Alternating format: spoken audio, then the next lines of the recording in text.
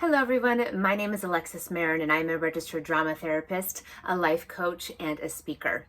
And it is the month of May in 2022. It is Mental Health Awareness Month, so I thought it was important for me to continue to make some more videos to give you some sound advice. There's a wonderful quote by Aristotle, or that is credited to Aristotle at least, that says that no great mind is without a touch of madness. And I was listening to a podcast this morning, and the person speaking suggested that we actually change that quote to say that no mind, not just great minds, but no mind is without a touch of madness.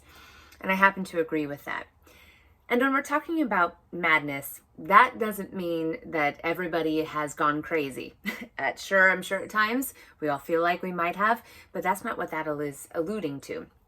When we're talking about madness in this context, we're talking about that fringe part of ourselves, that part of ourselves that is willing to step outside of our comfort zone, to do something that's scary, to do something that's exciting, to do something that's just outside of what we may normally do. That can be considered our own madness. Sometimes creativity is considered madness. Sometimes doing something incredibly athletic or something that we would consider dangerous could be considered a touch of madness. I'm sure anybody who's ever gone bungee jumping before may say that that was the mad part of themselves. Somebody who's scaled a skyscraper recently without any protection on, we maybe consider that mad. And but maybe to that person, that's just adventure, or that's them pushing themselves outside of their comfort zone. So why this is important, why we need to acknowledge that all of us have a touch of madness, is because we first have to acknowledge that it's there, and then we have to accept that every once in a while we want to dabble in that part of ourselves that maybe is connected to that part of our madness. It's when we actually don't acknowledge it and we don't allow ourselves to play in that world where mental illness starts to arise. Not allowing yourself to play or not allowing yourself to do things outside of your comfort zone can show up as depression. It can show up as feeling bored. It can show up as feeling like you're in a rut. Sometimes it could lead to anxiety because you have all of this extra energy that you want to be putting somewhere, but you keep telling yourself you can only play within the bounds of what you're supposed to be doing, the rules of your life.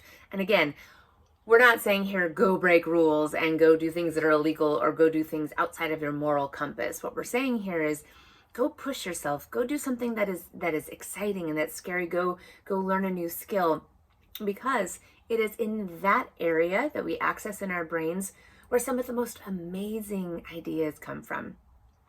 Every genius idea that has ever been birthed came from somebody at some point presenting an idea that at the time sounded absolutely crazy and mad. I can only imagine what the beginning conversations of the internet looked like. I can only imagine what the beginning conversations of computers and televisions and space travel and cars, anything, any of these amazing inventions that we have.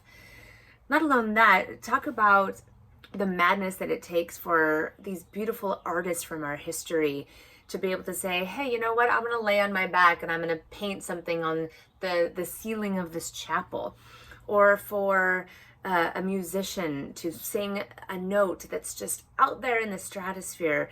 Sometimes we listen to somebody play the guitar or a piano or any other type of instrument, and we're just absolutely mind blown at how incredibly beautiful it is. And for us, we go, wow, I'm speechless. I can't even imagine it. That is that person's genius. That might be our madness, but it all comes together at the same time.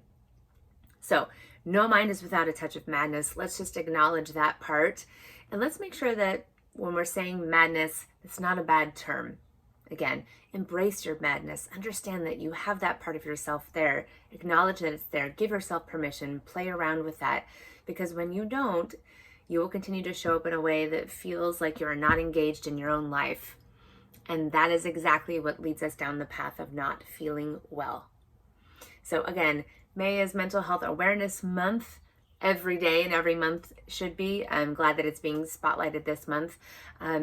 But thanks for listening to this sound advice for this week. If you want more information from me and more resources, you can always visit my website, which is www.alexismarin.com. I hope you're all doing well and giving yourself permission to go embrace your madness. I will talk to you soon. Take care. Bye-bye.